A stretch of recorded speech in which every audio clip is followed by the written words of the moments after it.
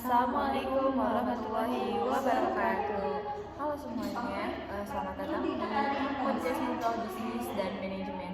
Aku Melnia Dan aku Anissa. Senang banget bisa nemenin kalian hari ini dengan topik yang menarik dan penting dalam dunia industri, yaitu Cost Quality Management dan Just in Time. Nah nih, mungkin masih banyak ya yang bingung sebenarnya apa sih Cost Quality Management itu? Jadi, Cost Quality Management adalah cara perusahaan mengelola biaya yang berkaitan dengan kualitas produk atau jasa. Tujuannya supaya perusahaan bisa menghasilkan produk berkualitas tinggi tanpa mengeluarkan biaya berlebihan. Berarti bukan cuma soal menghambat uang ya, tapi juga menjaga kualitas. Betul banget. Dalam konsep ini ada beberapa jenis biaya, misalnya biaya pencegahan, biaya pemeriksaan, dan biaya kegagalan. Boleh dijelaskan sedikit contohnya?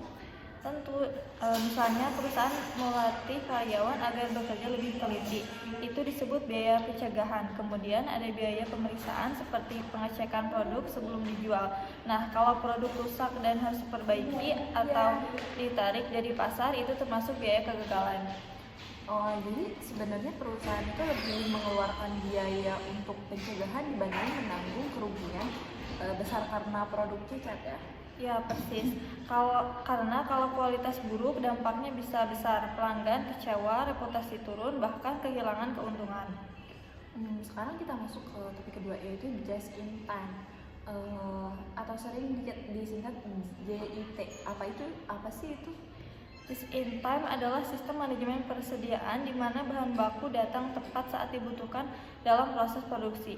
Jadi perusahaan tidak menyimpan stok terlalu banyak. Tujuannya supaya gedung tidak penuh dan biaya penyimpanan berkurang. Nah, iya betul. Dengan JIT, perusahaan bisa lebih efisien karena stok barang minim. Sistem ini pertama kali terkenal lewat perusahaan otomotif Jepang seperti Toyota. Wah, berarti perusahaan harus punya perencanaan yang sangat baik ya. Nah, betul sekali, karena kalau ada keterlambatan bahan baku sedikit saja, proses produksi bisa berhenti. Berarti ada risiko juga ya? Ada, misalnya gangguan pengiriman, cuaca buruk, atau supplier terlambat bisa membuat produksi terganggu. Jadi komunikasi dengan pemasok harus benar-benar terjaga. Kalau digabungkan, hubungan antara cost quality management dan just in time itu seperti apa? Hubungannya sangat erat. Dalam sistem JIT, perusahaan harus memastikan kualitas bahan baku sangat baik karena stok sedikit. Kalau ada barang cacat, produksi langsung terganggu. Jadi kualitas harus dijaga sejak awal supaya sistem berjalan lancar. Benar, maka perusahaan perlu menerapkan manajemen kualitas yang baik agar biaya kerusakan bisa ditekan dan produksi tetap efisien. Menarik banget ya pembahasan hari ini. Jadi kesimpulannya, cost quality management membantu perusahaan menjaga kualitas dengan biaya yang efisien, sedangkan just in time membantu mengurangi pemborosan persediaan. Dan keduanya sama-sama penting untuk meningkatkan efisiensi serta daya saing perusahaan.